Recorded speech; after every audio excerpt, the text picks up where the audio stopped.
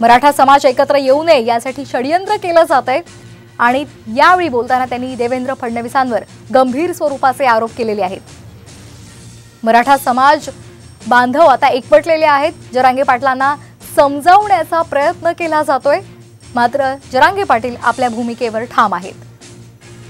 आज निर्णायक अशी बैठक होणार होती आणि या बैठकीमध्ये आंदोलनाची पुढची दिशा ठरवली जाणार होती, मात्र बोलताना मनोज जरांगे पाटील उद्विग्न झाले। त्यांनी संताप व्यक्त केला। आपली नाहक बदनामी केली जाते आणि हा लढा संपुष्टात यावा यासाठी सरकारकडून प्रयत्न केले जात आहेत असं म्हणत त्यांनी देवेंद्र फडणवीसांवर गंभीर आरोप केलेले आहेत। मराठा आणि कुणबी एकच आहे हे सिद्ध झालेलं आहे, मात्र सगळेसुरांची अंमलबजावणी का केली जात नाही असा सवाल सुद्धा त्यांनी उपस्थित केलेला आहे।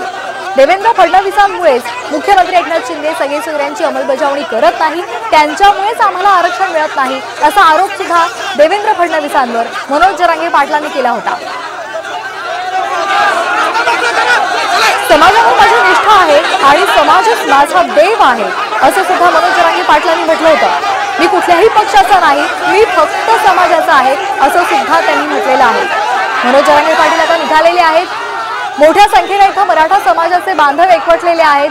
त्यांना समजावण्याचा प्रयत्न केला जातोय, कारण त्यांच्या उपोषणाचा आजचा 16वा दिवस आहे।